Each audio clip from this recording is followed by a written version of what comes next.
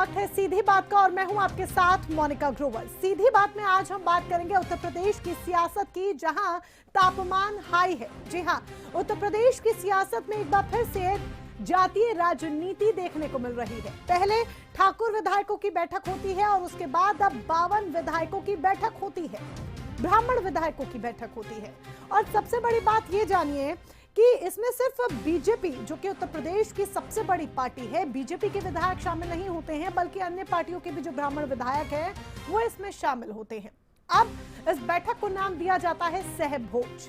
क्या ये वाकई में सहभोज था या फिर उत्तर प्रदेश की सियासत में नए जातीय समीकरण बन रहे हैं, या फिर नई तरह की जातीय राजनीति की सुगबुगाहट सुनाई दे रही है, वो भी तब जब 2027 के विधानसभा चुनाव सर पे है और उससे पहले इस तरह से लगातार जातीय समीकरणों का बदलना, बैठकों का दौर देखना किस तरफ इशारा करता है। आज इसी पर करेंगे हम चर्चा, लेकिन उससे पहले देखिए कैसे गहमा गहमी का दौर जारी है। देखिए, जब विधानसभा का सत्र होता है तो सारे विधायक एक दूसरे से मिलते रहते हैं। इसको कुटुंब बैठक, स्नेह मिलन और ब्राह्मण और क्षत्रिय और बैकवर्ड और दलित के रूप में नहीं देखना चाहिए। विधायकों को मिलना चाहिए, वो मिलते हैं, ये अच्छी बात नहीं। मतलब चश्मा गलत है, लेकिन उद्देश्य गलत नहीं है। लोग मिलते हैं, उसको मिलने का कार्यक्रम करना चाहिए, इसको हम कोई गलत नहीं मानते। पिछले सत्र में भी किसी वर्ग की मीटिंग बुलाई गई थी और फिर बुलाई गई है, तो ये भारतीय जनता पार्टी के लोग जात में बांटते हैं। हम तो कहेंगे ब्राह्मण समाज की अगर मीटिंग हुई है, सब हमारे समाजवादी पार्टी में आए, सबको सम्मान मिलेगा। ऐसा तो कुछ नहीं है, ऑल इज वेल है। इस नाते की बैठक किसी की यहाँ भी आहूत की जाती है तो भोज के, अब हमको तो जानकारी है कि भोज पर बुलाया गया था। अब उसको देखने का सबका अलग अलग चश्मा है, तो क्या करें। तो उस बैठक के बाद क्या रिजल्ट निकला? कुछ रिजल्ट निकला? इस बैठक का भी कोई रिजल्ट नहीं निकलेगा। शुरू से ही भाजपा के साथ रहा है, रहेगा भी। कल कुछ अपने माननीय विधायक जी लोग हैं, उनकी इच्छा थी कि लिट्टी चोखा खाया जाए, उसी के संदर्भ में कल रख दिया गया है। आगे फिर खिचड़ी के आसपास हम लोग करेंगे। बैठक में क्या कुछ चर्चा हुई? SIR का चर्चा था, संगठन का चर्चा था, अपने अपने क्षेत्र के डेवलपमेंट का चर्चा था, पारिवारिक चर्चा था। नहीं, समाज में कुछ दिक्कत होती है तो उसके लिए तो भी हम लोग चर्चा किए हैं, उनकी मदद किया जाएगा। ये तो होना भी चाहिए। हम लोग जनप्रतिनिधि हैं और ब्राह्मण समाज तो शुरू से ही भाजपा के साथ रहा है और आगे भी रहेगा। तो देखिए, इसे कहा जा रहा है कि चश्मा जो है उससे सही तरीके से देखिए, क्योंकि एक तरह की कुटुंब बैठक थी जो यहाँ पर की गई है। इसके अलग अलग मायने ना निकाले जाएं, लेकिन मायने क्यों ना निकाले जाएं? मॉनसून सत्र में ठाकुरों की बैठक होती है, शीतकालीन सत्र में ब्राह्मणों की बैठक होती है। अब बैठक भी हो रही है तो जातियों के अनुसार बैठक हो रही है। एक बार भाई ठाकुरों की बैठक है, एक बार ब्राह्मणों की बैठक है, कल फिर कोई और बैठक होगी। ऐसे करके एक एक जाति करके आगे आएंगे और अपनी अपनी बैठकें करेंगी। अब बैठकें भी क्या जातियों के अनुसार से होंगी? और अगर वाकई में सहभोज है तो फिर पहले इस तरह की चीजें नहीं देखने को मिली। अब जो चीजें देखने को मिल रही हैं, पंकज चौधरी की एंट्री के बाद इस तरह की चीजें देखने को चाहिए। कुर्मी नेता हैं, OBC नेता हैं, उनकी नए अध्यक्ष बने हैं भारतीय जनता पार्टी के। उसके बाद क्या ब्राह्मणों में एक तरह की नाराजगी है? ठाकुर बनाम ब्राह्मण राजनीति क्या बीजेपी के लिए एक नया संकट है? क्योंकि पहले ठाकुरों की बैठक होती है, उसके बाद अब देखिए ब्राह्मणों की बैठक होती है। क्या जातिगत बैठकें यूपी की राजनीति को और भी ज्यादा विभाजित कर देंगी? ये भी सवाल यहां पर आकर खड़ा हो जाता है, क्योंकि जातियों के अनुसार बैठक हो रही है, उनको रिलेट करते हुए बैठक हो रही है। पांचवा सवाल, 2027 चुनावों के लिए क्या यह संकेत भारतीय जनता पार्टी को सीटों पर डेंट देगा? ये भी एक बड़ा सवाल हमारे साथ यहां पर आकर खड़ा हो जाता है और इन्हीं सवालों का जवाब हम लेने की कोशिश आज सीधी बात में करेंगे। ना इधर की बात, ना उधर की बात, ना कोई लाग लपेट, और होगी सीधी बात। हमारे साथ एक एक कर सारे मेहमान जुड़ चुके हैं, उनका परिचय भी आपसे करा देते हैं। हमारे साथ आलोक वत्स जी जुड़ चुके हैं, भारतीय जनता पार्टी के प्रवक्ता हैं। हमारे साथ डॉक्टर अजय तिवारी जी जुड़ चुके हैं, राजनीतिक विश्लेषक हैं। और अभी कुछ ही देर में हमारे साथ समाजवादी पार्टी और कांग्रेस के प्रवक्ता भी जुड़ेंगे, जो अपना अपना पक्ष रखेंगे। लेकिन शुरुआत कर लेते हैं चर्चा की आलोक वत्स जी के साथ, भारतीय जनता पार्टी के प्रवक्ता। आलोक वत्स जी, सुन पा रहे हैं आप हमें? टीवी स्क्रीन पर मैं चाहूंगी कि हमारे मेहमान जल्द आए।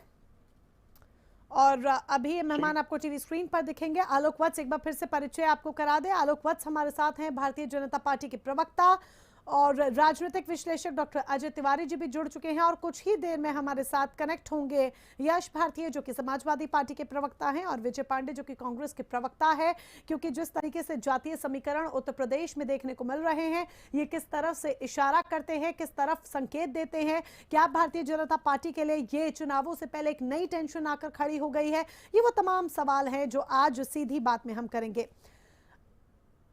एक एक कर वो तमाम सवाल भी हम आपके सामने रख रहे हैं और आपको एक बार फिर से सुनाएंगे कि किस तरीके की प्रतिक्रियाएं भी सामने आ रही हैं, वो भी आपको सुनाएंगे कि कैसी प्रतिक्रियाएं सामने आ रही हैं इन बैठकों को लेकर। जिस तरीके से एक के बाद एक बैठकें हो रही हैं उसको लेकर किस तरीके के रिएक्शंस हैं, वो रिएक्शंस भी आप सुनिए।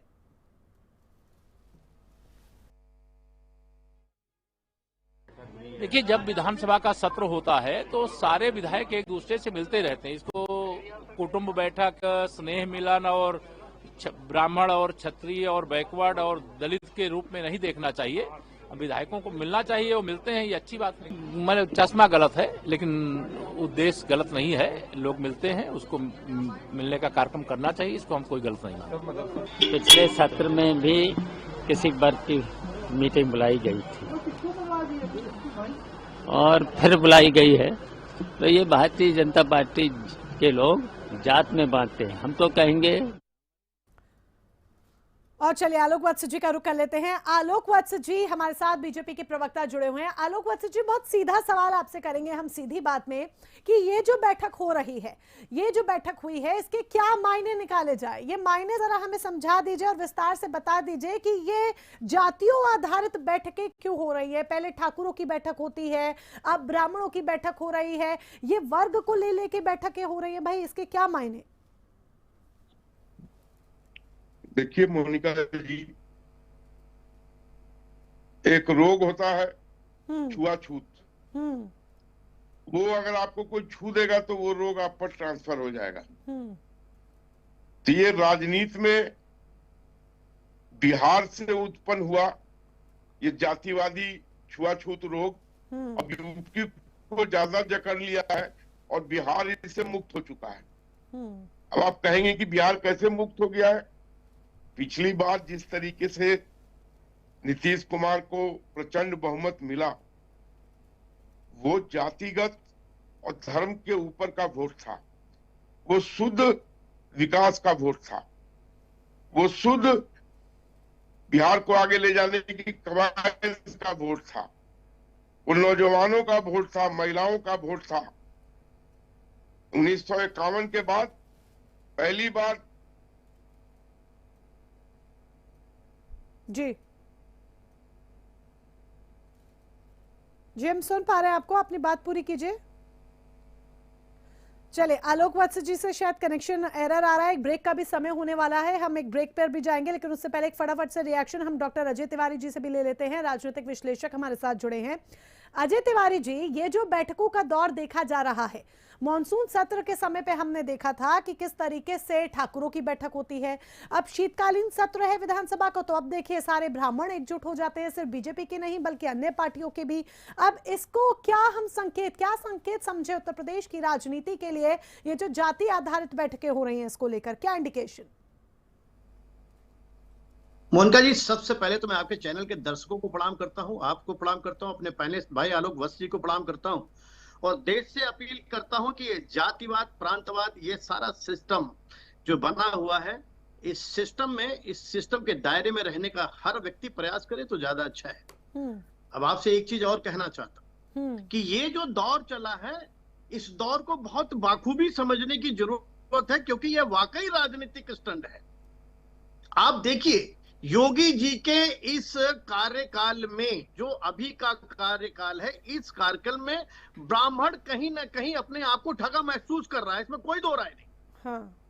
राजपूत भी इस समय महसूस कर रहे हैं। रीजन उसका सिर्फ इतना है कि योगी आदित्यनाथ जी ने जिस तरह से अपनी इस सरकार को चलाने का काम किया है, उसमें कोई भी विधायक, कोई भी डिप्टी सीएम तक को, मतलब कोई भी विधायक संतुष्ट नहीं है, कोई भी डिप्टी सीएम संतुष्ट नहीं है और वह काम नहीं करा पा रहा है। और जातिगत जहां तक बात है, आप देखिए राजभर की तो बात करते हैं, लेकिन ब्राह्मणों का साथ लेना चाहते हैं, राजपूत को गरियाना चाहते हैं। निषाद पार्टी बनी है, निषाद पार्टी निषादों को तो साथ रखना चाहती है, उसका नाम लेती है, लेकिन ब्राह्मणों को साधने की कोशिश करती है। अब आप देखिए, मायावती की सरकार को बनाने में भी ब्राह्मणों का एक अहम रोल हुआ था। ऐसी स्थिति में ऐसा नहीं है कि ब्राह्मण वहां बाहुल्य नहीं है। 16-17% उत्तर प्रदेश में ब्राह्मण बाहुल्य है, और अगर राजपूत विधायकों ने जो मीटिंग की है, उस मीटिंग के एवज में ब्राह्मणों ने मीटिंग की है, तो इसमें कोई गलत बात नहीं है। अगर जातिगत बात पर चुनाव हो रहे हैं, धर्म के नाम पर चुनाव हो रहे हैं, तो इस देश को अब जाति और धर्म के नाम पर ही लड़ने देना चाहिए। ये लोग सुधरेंगे नहीं। आप इसे लेकिन इसको क्या हम जायज ठहराएं अजय तिवारी जी, इसको क्या हम जायज ठहराएं कि आप जाति आधारित राजनीति खुलकर हो रही है? नहीं, बिल्कुल। अगर खुलकर देखिए, आज धर्मवाद की खुलकर राजनीति हो रही है, तो अब जातिगत भी जब जिस तरह से राजभर, आठवाले, मांझी, निषाद, ये सब जातिगत जो पार्टियां बनी हुई हैं, तो ब्राह्मण भी अपना अस्तित्व ढूंढ रहे हैं, इसमें बुराई क्या है? पर क्या ये विकास को एक डेंट नहीं पहुंचाएगा? विकास की राह में एक डेंट नहीं होगा कि पार्टियां खुलकर हालांकि जाति आधारित जो राजनीति है वो हमेशा से होती आई है, लेकिन खुलकर अगर इस तरीके से बैठक हो रही है, खुलकर इस तरीके से अगर राजनीति होगी, तो ये विकास की राह में एक बहुत बड़ा डेंट होगा। निश्चित तौर से डेंट होगा मोनिका जी, आप बिल्कुल ठीक कह रहे हैं। ये निश्चित तौर से डेंट होगा, और शायद इस देश में इस डेंट के कारण से ही हिंदू मुस्लिम, इस डेंट के कारण से ही अब मायावती और चंद्रशेखर लड़ाई लड़े कि चंद्रशेखर किधर जाएंगे और मायावती किधर जाएंगी। इस डेंट का कारण जो आपने बहुत बढ़िया बताया कि डेंट तो होगा ही विकास में।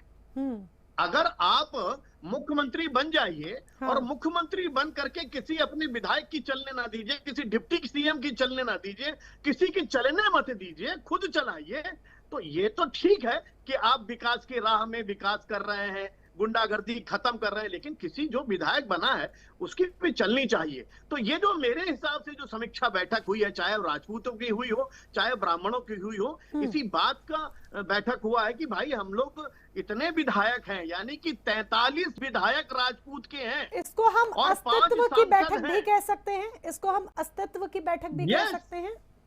Yes, that is point. ये अस्तित्व का भी बैठक था, और इस अस्तित्व के बैठक में 43 राजपूत, 5 सांसद राजपूत के हैं, और ब्राह्मणों में 46 विधायक और 8 सांसद हैं जिनका अस्तित्व खत्म हो रहा है, जिसकी वजह से ये बैठक हो रही है।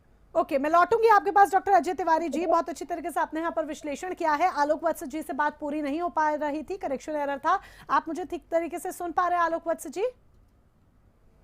ओके, मैं चाहूंगी आप अपना आंसर कंप्लीट कीजिए, क्योंकि भारतीय जनता पार्टी का इस पर क्या रिएक्शन है, क्या पॉइंट ऑफ व्यू है, वो यहाँ पर जानना समझना बहुत ज्यादा जरूरी है। क्या इंडिकेशन आपकी तरफ से कि ये तस्वीर भी हम दिखा रहे हैं, 52 ब्राह्मण विधायक एकजुट होते हैं, सहभोज इसे नाम दिया जाता है, लेकिन बैठक जो है ये कुछ और इशारा करती है, और इसी को लेकर राजनीतिक महकमे में इतनी हलचल है।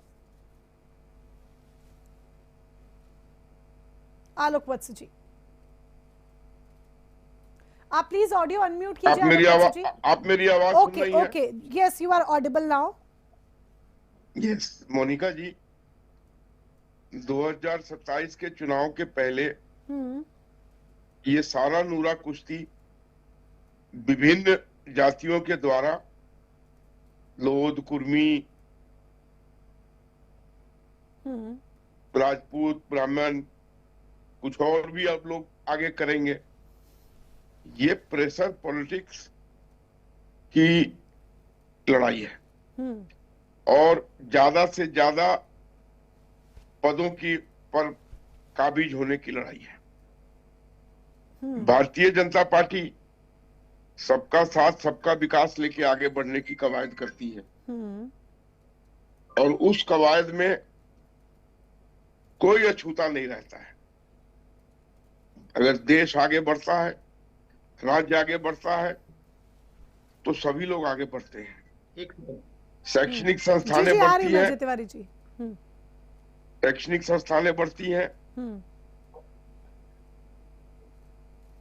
तो सभी को लाभ होता है, यात्रा सुगम होती है तो सभी वर्ग को लाभ होता है, सड़कें बनती है तो सभी को लाभ होता है, पुल पुलिया का निर्माण होता है तो सभी को लाभ होता है, मेडिकल कॉलेज बनते हैं तो सभी वर्ग को लाभ होता है। तो हमारा विश्वास और जितनी भी हमारी जन कल्याणकारी योजनाएं हैं, मैं गिनाना नहीं चाहूंगा क्योंकि आप लोग सब उससे अवगत हैं, उसका पूरा पूरा लाभ समाज के हर वर्ग को मिलता है। आलोक वत्स जी, वो हम समझ रहे हैं कि अगर कुछ भी होता है तो लाभ हर वर्ग को मिलता है, लेकिन जिस प्रेशर पॉलिटिक्स का आप जिक्र कर रहे हैं, जी अजय तिवारी जी बोलिए फटाफट, 40 सेकंड्स। मैं 40 नहीं, मैं तो 20 सेकंड में खत्म कर रहा हूं। ठीक है। सबका साथ सबका विकास। हाँ। मोनिका जी कितनी बढ़िया बात है, सबका साथ सबका विकास। कल रात में आसाम में भारतीय जनता पार्टी की सरकार है और कल रात में वहां पर महिलाओं के ऊपर, प्रवासी महिलाओं के ऊपर, प्रवासियों के ऊपर गाड़ियां चढ़ा दी गई है, लठ से मारा गया है, दुकानें तोड़ दी गई है। कौन सा सबका विकास, कौन सा सबका विकास हो रहा है? ये सबका विकास हो रहा है या सत्यानाश हो रहा है? जातिगत और जिस तरह से भेदभाव, आज राज ठाकरे और उद्धव ठाकरे एक हो गए हैं। यही उद्धव ठाकरे परिवार, राज ठाकरे परिवार ने हिंदी बोलने वालों को मारा है। वहां भी भारतीय जनता पार्टी की सरकार है, क्यों नहीं रोक लेती सबका साथ सबका विकास? आप गुजरात जैसे इलाके में उत्तर भारतीयों पर अत्याचार होता है, क्यों नहीं रोक लेते हैं आप? इस देश में देश की अखंडता को बनाने के लिए केवल कहने से काम नहीं चलेगा, सिर्फ कहने से काम नहीं चलेगा। आलोक वत्स जी, उम्मीद है आपने सुन लिया होगा, फटाफट जवाब दीजिए। और फिर यश भारती जी और विजय पांडे जी भी हमारे साथ डिबेट में जुड़ चुके हैं, मैं उनका भी रुख करूंगी। आलोक वत्स जी, आप सबका साथ सबका विकास कह रहे हैं, अजय जी कहते हैं कि कहने से काम नहीं होगा और प्रेशर पॉलिटिक्स का जिक्र आप खुद करते हैं, तो क्या आप ही के विधायक आप ही के ऊपर, यानी कि योगी आदित्यनाथ के ऊपर ही, मुख्यमंत्री के ऊपर ही एक तरह की प्रेशर क्रिएट करने का काम कर रहे हैं इस बैठक के जरिए? देखिए मैडम ग्रोवर जी, डॉक्टर अजय तिवारी जी राजनीतिक विशेषज्ञ से ज्यादा मुझे किसी पार्टी के प्रवक्ता के रूप में नजर आ रहे हैं। इनको हमारा विकास दिखाई नहीं देता है। आलोक वत्स जी, चलिए मुझे, लेकिन आप ये वाली बात अजय तिवारी जी के लिए कह रहे हैं, हमारे साथ पैनल में कोई और राजनीतिक विश्लेषक होते हैं तो समाजवादी पार्टी और कांग्रेस के जो प्रवक्ता है वो कह देते हैं कि आप बीजेपी के प्रवक्ता बन रहे हैं। अब बेचारे राजनीतिक विश्लेषक जो है वो अपनी मन की असल राय दे ही नहीं पाते हैं। आपने मुझे बात पूरी नहीं करनी जी, सॉरी, आप बात कंप्लीट कीजिए। डॉक्टर अजय तिवारी जी भी हमारे जन कल्याणकारियों से लाभान्वित लोग हैं। देश का झंडा ऊंचा हुआ है, मोदी जी की गरिमा विश्व स्तर पर गई है, इससे भी वो गर्व, उनका सीना चौड़ा हुआ होगा। और आज उत्तर प्रदेश प्रगति के मार्ग पर प्रशस्त है। गुंडे मवाली, इनका राज खत्म हो गया है। हमारे राज्य में कोई स्कैम नहीं हुआ। मैं तारीफ करता हूँ वत्स साहब, मैं तो तारीफ करता हूँ, मैं तो तारीफ करता हूँ। नहीं हुआ अभी तक।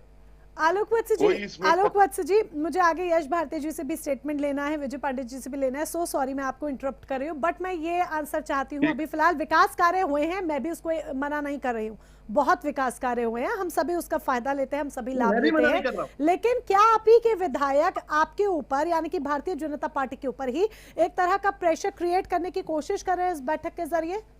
मैंने मोनिका जी शुरू में ही कह दिया, ये कवायद प्रेशर पॉलिटिक्स के लिए है, पदों के लिए है, हिस्सेदारी के लिए है।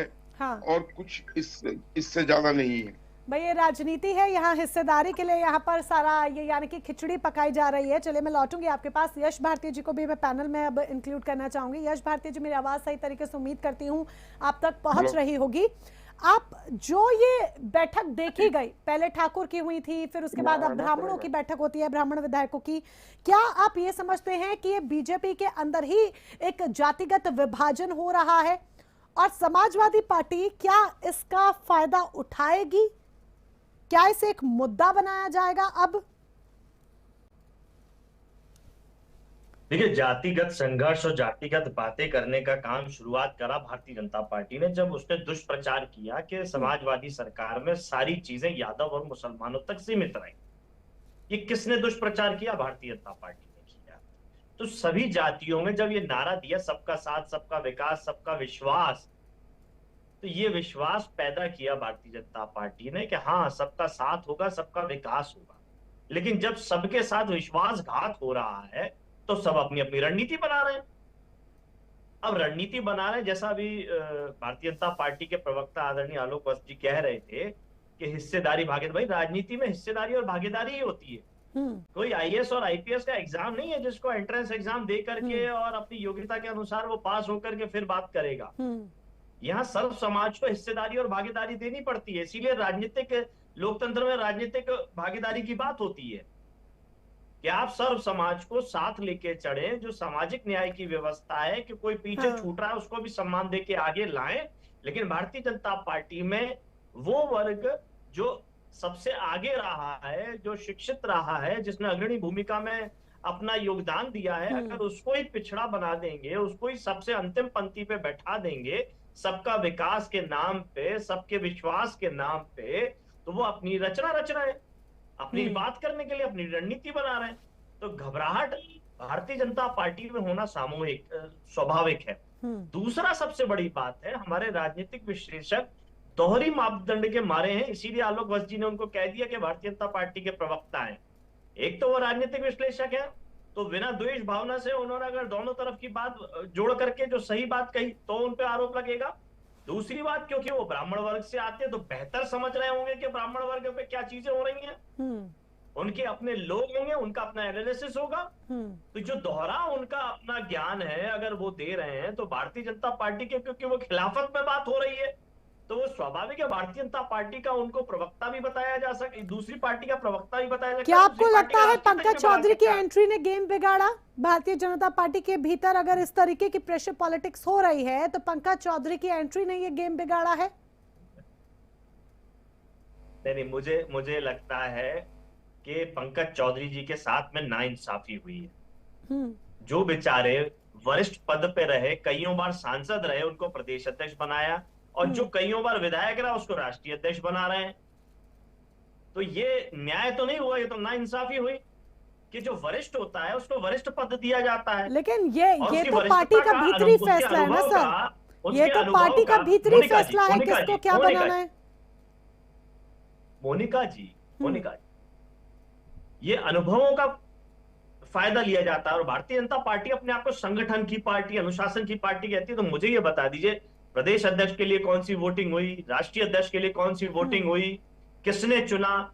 क्या ये पर्ची व्यवस्था से नहीं चुने गए कि कमरे के अंदर पर्ची खोली गई और चुन लिया गया प्रदेश अध्यक्ष, कमरे के अंदर पर्ची खोली गई और चुन लिया गया राष्ट्रीय अध्यक्ष, जैसे इनके यहाँ मुख्यमंत्री चुना जाता है? दूसरी बात, उत्तर प्रदेश में जो हर जाति भारतीय जनता पार्टी के अंदर खाने में परेशान है और हर धर्मता के साथ में, जिद के साथ में काम करे, उसका कारण ये है कि बेचारे मनोज सिन्हा जी तो काशी में पूजा करके बैठे थे कि अब मुख्यमंत्री की शपथ लेने जा रहे हैं, लेकिन हठधर्मा के साथ में और जिद्दी स्वभाव के साथ में कुर्सी ले गए योगी आदित्यनाथ जी। तो ये दिखता है कि जो जितना जिद्दी होगा, जो जितना हठधर्मिता दिखाएगा भारतीय जनता पार्टी में, उसको मिलेगा। संगठन की बातें धोखा है और ढकोसला है। यानी कि आपके अनुसार पार्टी और संगठन के बीच का जो तालमेल है वो सिर्फ दिखावा है, जो आप कह रहे हैं। चलिए मैं लौटूंगी आपके पास और इन आरोपों का जवाब आलोक वत्स जी भी देंगे जो आप कह रहे हैं, लेकिन पहले विजय पांडे जी का रुख कर लेते हैं। कांग्रेस की तरफ से हमारे साथ जुड़े हुए हैं कांग्रेस के प्रवक्ता विजय पांडे जी। देखिए, इस बात में कोई दो राय नहीं कि कांग्रेस अभी उत्तर प्रदेश में वीक है। आप अपनी पार्टी को मजबूत करने में लगे हुए हैं उत्तर प्रदेश में, चाहे वो पार्टी वाइज बात हो या फिर संगठन की बात हो।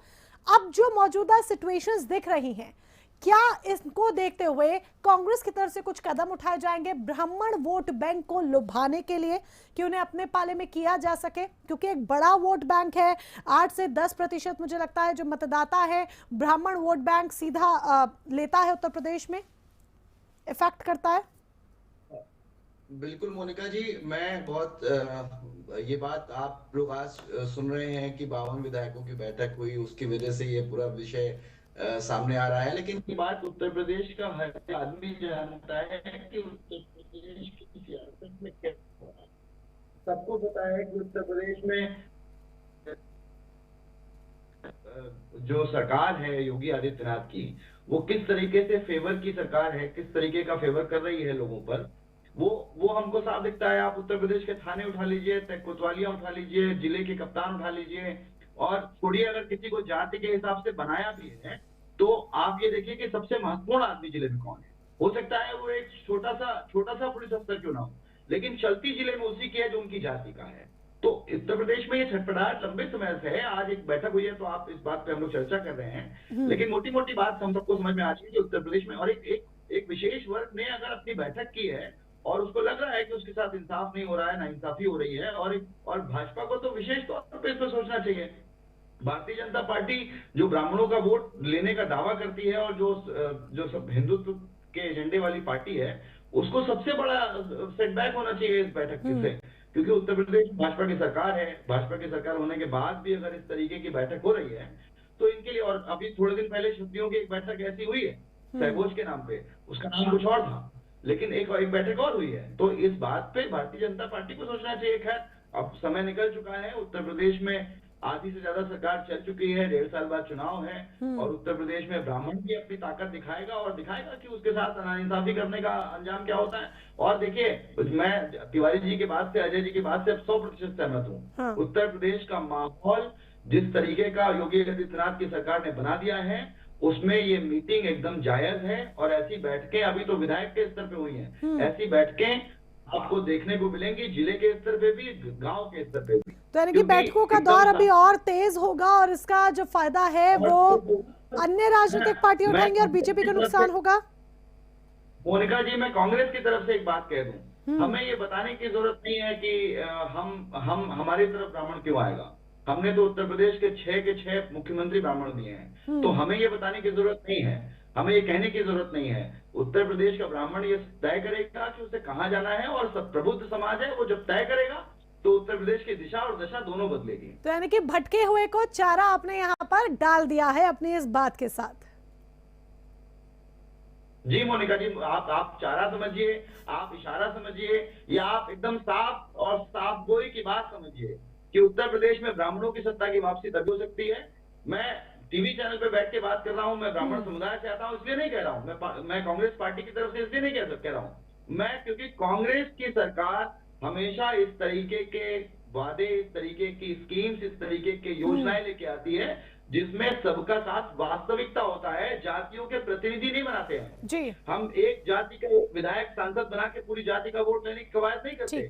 हम लोग वास्तव में सभी का, कांग्रेस की सरकारें जब तक उत्तर प्रदेश में रही हैं, कभी जातिवाद के नाम पे कांग्रेस में इस तरीके का हाल नहीं हुआ जिस तरीके का योगी आदित्यनाथ की सरकार में हो रहा है। आप उत्तर प्रदेश में, भविष्य में उत्तर प्रदेश की दिशा दशा दोनों बदलने जा रही है, और आप देखेंगे अभी तो ये शुरुआत। तो भविष्य में दशा और दिशा दोनों बदलेगी, अभी तो बस शुरुआत है, कह रहे हैं विजय पांडे जी, और कहीं ना कहीं इसकी सुगबुगाहट भी जो है वो देखी जा रही है। लेकिन किस पार्टी के लिए बदलेगी और किस पार्टी की तरफ दिशा जाएगी, ये वक्त तय करेगा। आप सभी खास मेहमान हमारे साथ बने रहिएगा। वक्त यहाँ पर एक छोटे से ब्रेक का हो चला है, एक ब्रेक के लिए रुक रहे हैं, और ब्रेक के उस पार भी हमारी ये चर्चा जारी रहेगी, क्योंकि बड़ा सवाल अब ये जिस तरह से बैठकों का दौर देखा जा रहा है, ये 2027 चुनावों के लिए क्या संकेत देता है? क्या वाकई में भारतीय जनता पार्टी के लिए सीट्स के लिहाज से ये एक बड़ा डेंट होगा, एक बड़ा नुकसान साबित होगा? इस पर भी होगी चर्चा, लेकिन ब्रेक के उस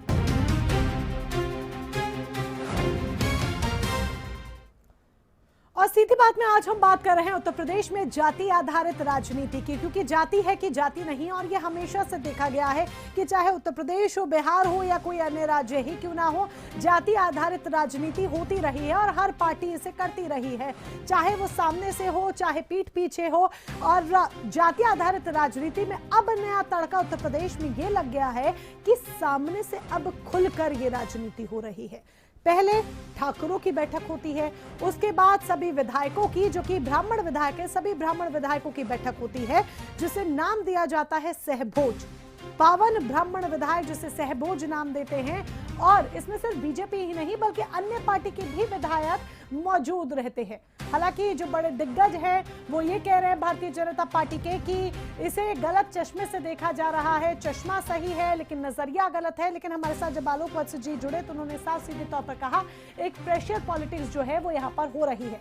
अब ये प्रेशर पॉलिटिक्स किस तरीके से 2027 के चुनावों के लिए भारतीय जनता पार्टी के लिए एक बड़ा नुकसान हो सकती है या फिर किसी भी तरह का असर नहीं डालेगी, अन्य पार्टियां इसका किस तरीके से लाभ उठाने की कोशिश करेंगी, क्योंकि 8 to 10% ब्राह्मण मतदाता उत्तर प्रदेश में है और 110 से ज्यादा विधानसभा सीटें जहां पर निर्णायक प्रभाव ब्राह्मण वोट बैंक का होता है। आइए चर्चा को आगे बढ़ाते हैं। यही तमाम सवाल अब हम करेंगे। आलोक वत्स जी भी हमारे साथ हैं, बीजेपी की तरफ से, यश भारतीय समाजवादी पार्टी की तरफ से, विजय पांडे जी कांग्रेस के प्रवक्ता हमारे साथ है, डॉक्टर अजय तिवारी जी राजनीतिक विश्लेषक हमारे साथ है।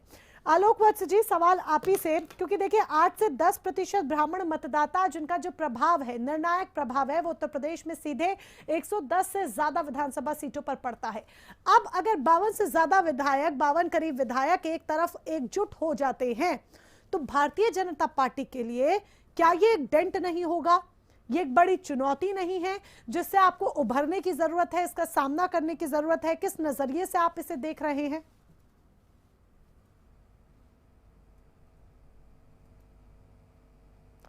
अनम्यूट कीजिए पहले please Alok Vats ji, audio unmute कीजिएगा। बैठक हुई है, बैठक का नाम सहभोज दिया गया, आपस में मुलाकात हुई, लेकिन वहां से कोई थ्रेटनिंग पैगाम नहीं निकला, किसी तरीके का कोई डिमांड नहीं बाहर आया। तो अभी वेट एंड वॉच कीजिए, हो सकता है वो आपस में मिलने जुलने के लिए एकजुट हो रहे हो, आगे की उनकी क्या रणनीति होगी, क्या सोच होगी। लेकिन जिस तरीके से हमने यूपी की जनता को हर मोर्चे पर प्रभावित किया है, चाहे वो इंफ्रास्ट्रक्चर हो, लॉ एंड ऑर्डर हो, एग्रीकल्चर हो, हेल्थ केयर हो या वुमेन सेफ्टी हो, उस सब में दूरगामी परिणाम के साथ डेवलपमेंट हुआ है। 6 मेन एक्सप्रेस हाईवे बनाए गए, डेवलपमेंट हुआ है, वो सारा ठीक है, वो हम समझ रहे हैं, सारा डेवलपमेंट हुआ है। लेकिन आलोक वत्स जी, ये बात भी आपकी ठीक है जो आप कह रहे हैं कि भाई कोई बैठक के बाद देखिए कोई डिमांड सामने नहीं आई है, तो अब वेट एंड वॉच की स्थिति है। अब पहली बैठक हुई है, मान लीजिए दूसरी बैठक होती है, तीसरी बैठक होती है, फिर कोई डिमांड आ जाती है या फिर इनडायरेक्ट वे में एक प्रेशर क्रिएट किया जाता है और पता चला कि आपको पता ही नहीं चला अंदर क्या खिचड़ी पक गई और एक साथ सामने एक बड़ा विशाल पहाड़ चुनौती का आकर खड़ा हो गया। फिर कैसे निपटेंगे इससे? क्या आपको नहीं लगता कि सोच विचार करने की यहाँ पर पार्टी को भीतर जरूरत है? देखिए, हम अपने कर्मों के बदौलत, अपने द्वारा किए गए कार्यों के बदौलत हम बिल्कुल इस बात से आश्वस्त हैं कि जिस तरीके से सभी राज्यों में हमें दोबारा तिबारा वहां की जनता चुनती आ रही है, उत्तर प्रदेश की भी जनता हमें निराश नहीं करेगी और हम प्रचंड बहुमत से वहां। लेकिन वक्त कब करवट पलट ले, कब क्या हो जाए, कुछ भी कहा नहीं जा सकता। ये वो वोट बैंक है जिसे आप इग्नोर नहीं कर सकते, क्योंकि 83%, हाँ जी, 83% 2017 में आपके साथ थे ब्राह्मण और 89% 2022 में। देखिए, एक चीज आपको बता दें, लोमड़ी होता है ना, हाँ, ये ताड़ के पेड़ के नीचे बैठा रहता है कि कब ऐसी हवा चले, कब ऐसा प्रचंड आंधी आए कि उसमें से कुछ टूटे और उसके मुंह में चला जाए। तो ये जितने भी लोग सोच रहे हैं या ख्याली पुलाव पका रहे हैं कि ये इस तरीके की कवायद से बीजेपी हिल जाएगी या बीजेपी को नुकसान हो जाएगा। अगर आप लोमड़ी से तुलना कर रहे हैं ना कि वो इस इंतजार में है कब कुछ टुकड़ा टूटे और इनके मुंह में चले जाए, तो ये भी मत भूलिएगा 2 बिल्लियों की लड़ाई में अक्सर बंदर रोटी ले जाता है। देखिए, तो यहाँ 2 बिल्ली कौन है?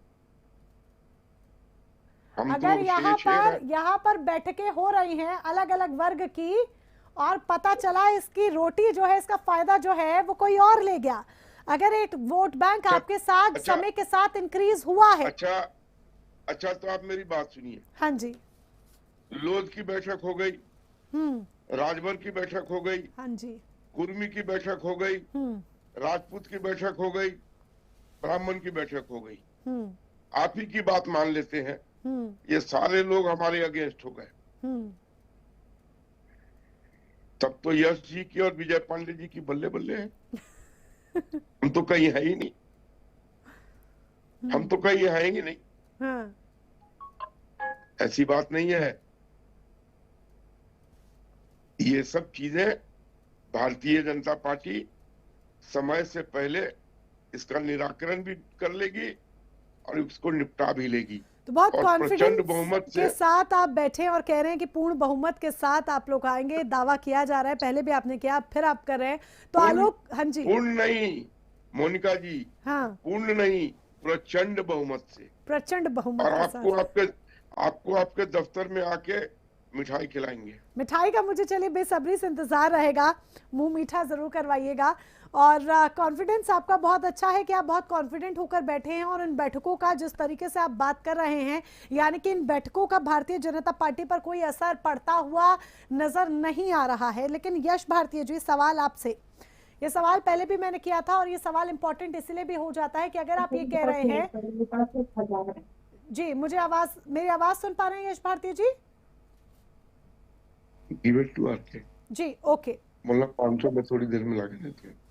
यश भारती जी, ब्राह्मण वोट बैंक की अगर बात करें तो वक्त के साथ हमने देखा है कि ये पहले भी भारतीय जनता पार्टी के साथ रहा, 2017 में और 2022 में और ज्यादा संख्या में भारतीय जनता पार्टी के साथ हो गया, यानी कि वोट परसेंट में और इजाफा देखने को मिला।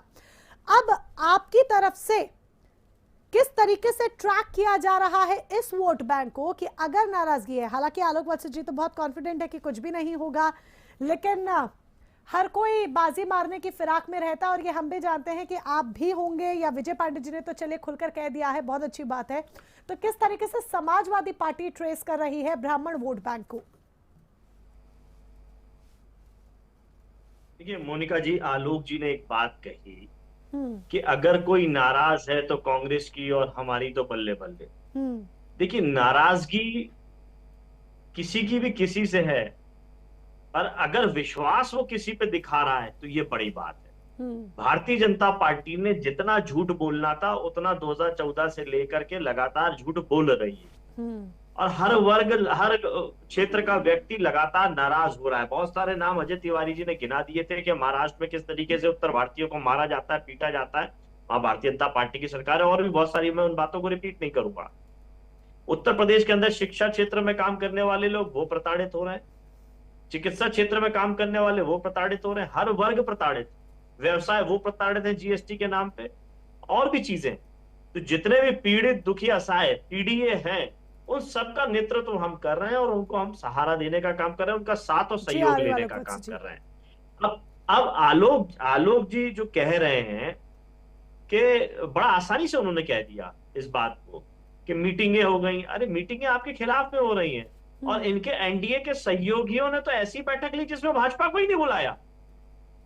तो नाराज तो हर वर्ग है, इंतजार कर रहा है कि कब इनको नमस्ते करे।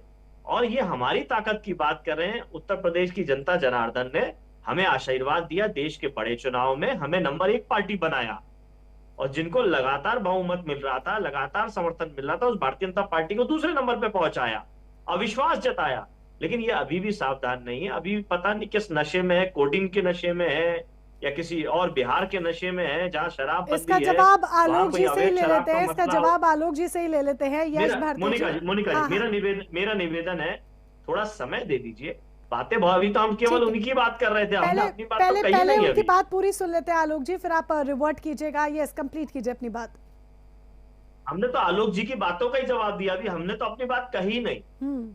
हम तो ये पूछ रहे हैं कि 5 साल की सरकार होती है, 5 साल का मैनिफेस्टो, हम जनता के बीच में जाते हैं, हर राजनीतिक दल जाता है, हर निर्दलीय व्यक्ति जाता है कि मैं जीतूंगा तो मैं ये दूंगा। इनको विधानसभा में 2-2 टर्म का फायदा हुआ, लोकसभा में 3-3 टर्म का फायदा हुआ, जो मैनिफेस्टो में लिखा है, जो चुनावी वादे हुए थे, वो किसने पूरे किए?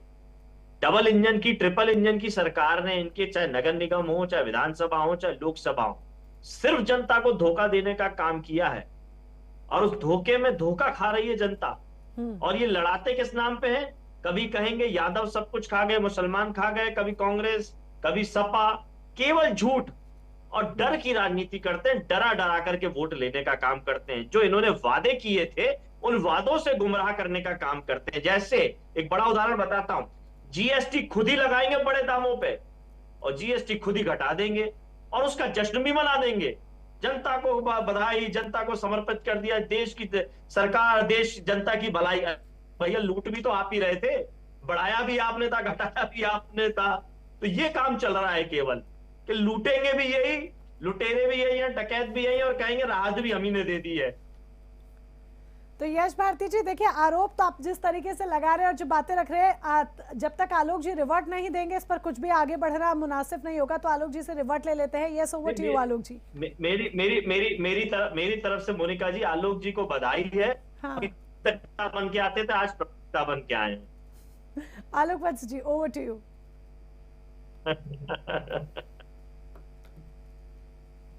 आलोक Vats ji please audio unmute कीजिए। यश भारती जी से मेरा बहुत पुराना रिश्ता है, विभिन्न चैनलों पे।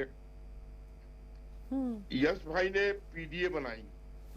जब एमवाई दरक गया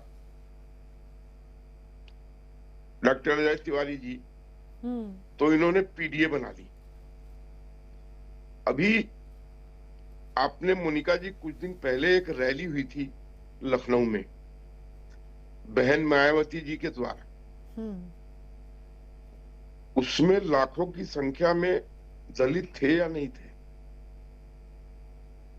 आपके भी चैनल ने कवर किया था। तो डी तो ले गई मायावती जी, पीए बन के रह गए। तो अगले चुनाव में जनता इनको योगी जी का पीए का खिताब देगी।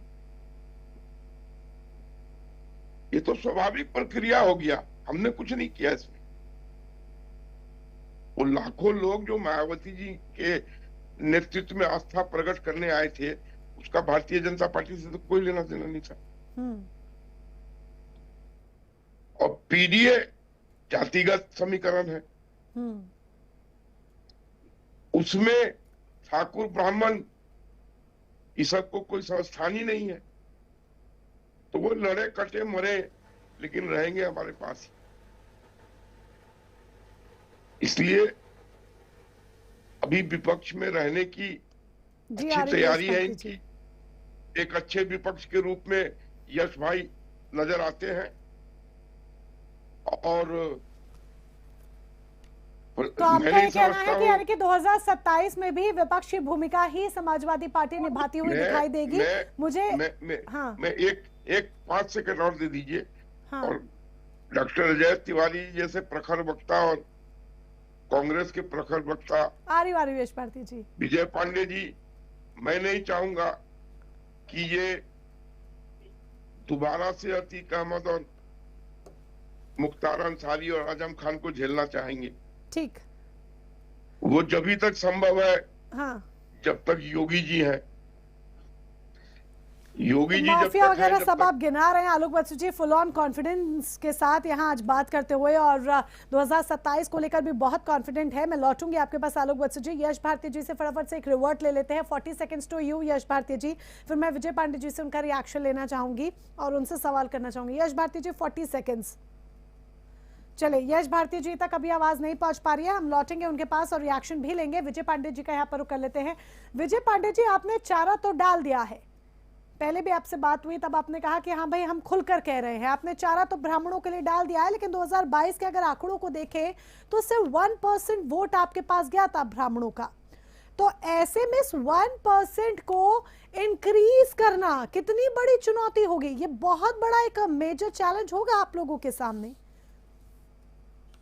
ये मोनिका जी, मैं ठीक है, मैं समीकरणों और आंकड़ों, कैसे आंकड़े और समीकरण ध्वस्त होते हैं, ये हमने बहुत सारे चुनावों में देखे हैं। और भारतीय जनता पार्टी से बेहतर कौन जानता होगा कि कैसे आंकड़े और समीकरण ध्वस्त होते हैं। तो मैं इन आंकड़ों की, पुराने आंकड़ों की बात नहीं कर रहा हूं। अभी 2024 तुरंत थोड़े दिन पहले की बात है, 2024 में हमने एक चुनाव देखा और उन सीटों पे भी हमने चुनाव लड़ा जहां पर ब्राह्मण अधिकता में, बहुलता में। कानपुर की सीट आपने देखी, बनारस की सीट आपने देखी, महाराजगंज की सीट आपने देखी। बहुत कम मार्जिन से हम चुनाव आ रहे हैं, और क्यों आ रहे हैं वो भी हमें बताने की जरूरत नहीं है। देश की और वहां की स्थानीय जनता जानती है कैसे वो लोग चुनाव जीते हैं। 28,000, 22,000, 23,000 और आखिरी राउंड्स में किस तरीके का खेल हुआ वो हम सबको पता है। तो कांग्रेस देखिए किसी एक जाति की पार्टी कभी नहीं रही। बाकी लोग अपने अपने दावे करते रहे, लेकिन कांग्रेस कभी जाति की पार्टी नहीं रही। कांग्रेस हमेशा प्रबुद्ध समाज की पार्टी रही है। कांग्रेस हमेशा बुद्धिमानों की पार्टी रही है, तार्किक लोगों की पार्टी रही है, रैशनल लोगों की पार्टी रही है।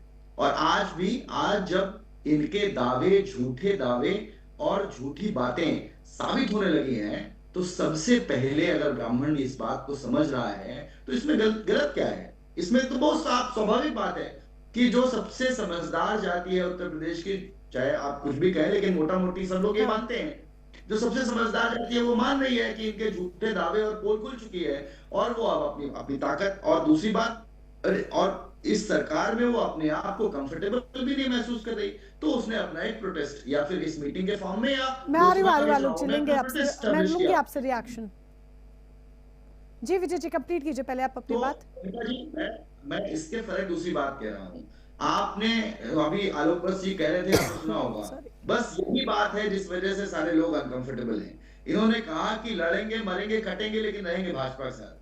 आलोक बस जी मैं आपको साफ कह दूं, लड़ेंगे, मरेंगे, कटेंगे भाजपा के साथ, वो समय निकल चुका है। अब समय बदल गया है। लड़ेंगे, मरेंगे, कटेंगे नहीं, अपने लिए बेहतर विकल्प चुनेंगे और अपने लिए सभी लोग उत्तर प्रदेश में अपनी अपनी जाति, अपने अपने वर्ग के प्रति संवेदनशील हैं। सब जानते हैं कि कहां जाना है, कैसे जाना है, और भाजपा का वो दौर निकल चुका है। आलोक बस जी, जिस समय आपने राष्ट्रवाद और देश में एक ऐसी झूठी लहर बनाई जिसमें आपने उन सारी रिपोर्ट्स का क्या हुआ कुछ नहीं पता। आपने बनाया एक सुप्रीम कोर्ट की कमेटी बनाई, उसने कौन सी रिपोर्ट दी भारत के किसी आदमी को नहीं पता। सीएजी की रिपोर्ट में विनोद राय ने क्या कहा सबको पता है आज, क्या उसका क्या हुआ। 2G स्पेक्ट्रम घोटाले में सबको क्लीन चिट मिल गई। आपने वो जो गुब्बारा फुलाया था वो फूट चुका है। देश की जनता को सब कुछ पता है, देश के लोगों को सब कुछ पता है, उत्तर प्रदेश में सभी जातियों को सब कुछ पता है। डॉक्टर अजय तिवारी जी मैं आपके पास आ रही हूँ, 1 मोर मिनट आप मुझे दीजिए। अजय तिवारी जी मैं आपके पास आऊंगी, 1 मिनट मुझे आप और दीजिएगा, वेट कीजिएगा। मैं आलोक जी और यश जी से इसका रिएक्शन ले लेती हूँ जिस तरीके से विजय पांडे जी कह रहे हैं। आलोक जी 40 सेकंड्स में और यश जी 40 सेकंड्स में फटाफट एक reaction. Yes, starting with you Alok ji. देखिए मोनिका जी, मैं बधाई देता हूँ प्रवक्ता कांग्रेस को जिन्होंने कहा कि जनता को सब पता है। इन्होंने 2 बार इस बात को कहा, जनता सब जानती है, जनता के फैसले होते हैं। तो इसी जनता के फैसले में डॉक्टर अजय तिवारी जी ये 95 बार चुनाव हार चुके हैं राहुल जी के नेतृत्व में, और जो इनका सेंचुरी है वो आने वाले 2-3 चुनाव में पूरा हो जाएगा। ये जिस नेतृत्व को लेकर चलते हैं, 56 वर्ष के युवा नेता बताते हैं, 60 वर्ष में भी युवा ही बने रहेंगे, क्योंकि अभी शादी नहीं हुई है तो उम्र तो बताना ही है, युवा है। और दूसरी चीज कि अरे एक मिनट राहुल गांधी भी युवा नेता है। चले युवा नेता पे मेरा कार्यक्रम को यहाँ पर विराम देने का समय हो चला है। मैं जल्दी एक रिएक्शन से यहाँ पर लेना चाहती हूँ। ओके, सो सॉरी मैं आपको इंटरप्ट कर रही हूँ आलोक जी। यश भारती जी प्लीज 40 सेकंड्स में अपनी बात कंप्लीट कीजिए, इफ कर सकते हैं तो प्लीज आपका रिवर्ट। देखिए आलोक बस जी ने ये कहा कि मरेंगे पिटेंगे रहेंगे बीजेपी के साथ, यानी कि मारेंगे और पीटेंगे। अभी भी ब्राह्मणों को भी पीटेंगे और सवर्णों को भी और पीटेंगे। अभी ये तो सवर्णों को सोचना है कि इनसे और कितना पिटेंगे, ये हमारे सोचने का विषय थोड़ी। हम तो हर पीड़ित दुखी असहाय के साथ में है, उसकी आवाज बन के खड़े हुए हैं। अब ये तो ओबीसी को भी पीटेंगे, ये एससी को भी पीटेंगे, ये एसटी को भी पीटेंगे, माइनॉरिटीज को भी पीटेंगे, और सवर्णों का तो आलोक बस जी ने स्वीकार ही कर लिया कि हम तो और मारेंगे और पीटेंगे, तब भी ये हमारे साथ रहेंगे। तो ये और पिटने के बाद कितना सवर्ण इनके साथ रहेगा ये उसको तय करना है, ये निर्णय हमारा, लेकिन उनकी आवाज हम बने रहेंगे। भले ही वो वोट बांटे। आलोक जी आपकी लाइन जो आप कह रहे हैं वो उसका मतलब अलग अलग दिशा में अलग अलग गया है। हाँ यश जी बोलिए। मोनिका जी मैंने कहा ना, दूसरी बड़ी गंभीर हर बात, आदमी को दूसरी बड़ी गंभीर बात आदमी यह है हर आदमी कि देश के हर प्रधानमंत्री आदमी को अधिकार है। नरेंद्र मोदी जी का लोकसभा क्षेत्र है, आलोक जी, लोकसभा क्षेत्र है बनारस। वहां बनारस में बच्चियां धरने पे बैठे हैं, बच्चे धरने, पीएचडी में रजिस्ट्रेशन कराया बीएचयू के अंदर, जो केंद्रीय विश्वविद्यालय है, मोदी जी के डायरेक्टर निगरानी में आता है, एचआरडी मिनिस्टर आरएलडी के हैं, और वो बच्चियां पीएचडी वहां से यूनिवर्सिटी से करने के जातियों की बाद राजनीति एक फटाफट से, okay I am so sorry, मैं आपको इंटरप्ट कर रही हूँ यश भारती जी, एक फटाफट 40 सेकंड्स का रिएक्शन मैं अजय जी से लेना चाहती हूँ। आई एम सो सॉरी आलोक जी, कार्यक्रम का समय यहाँ पर समाप्त हो रहा है, मुझे कार्यक्रम को विराम देना होगा। अजय जी, यस और नो, सो सॉरी, मैं आपसे फटाफट एक रिएक्शन, यस और नो, क्या भारतीय जनता पार्टी को वाकई में विचार करने की जरूरत है? ये एक बड़ा डेंट हो सकता है 2027 के लिए जो ये बैठकें हो रही हैं? मोनिका जी, आपको अब मैं 40 सेकंड में जवाब दूंगा। यस। ब्राह्मण की एक बैठक हुई, उस ब्राह्मण की बैठक में एक विधायक अनिल त्रिपाठी जो निषाद पार्टी के विधायक हैं, बाहर निकल करके आज तक पर बयान देते हैं कि यह बैठक राजनीतिक तौर पर भी हुई है।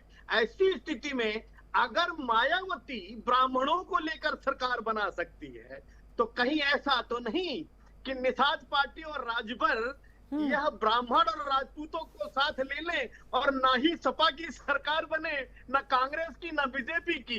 सोचना होगा, राजनीति में कुछ भी हो सकता है, और बहुत अच्छा बाहुल्य है ब्राह्मणों का, निषादों का, राजपूतों का। तो ये सपा पार्टी, भाजपा, कांग्रेस तीनों अपने आप को संभाले। तो संभालने की यहाँ पर जरूरत है। आप सभी खास मेहमान हमारे साथ जुड़े, इस चर्चा में शामिल हुए।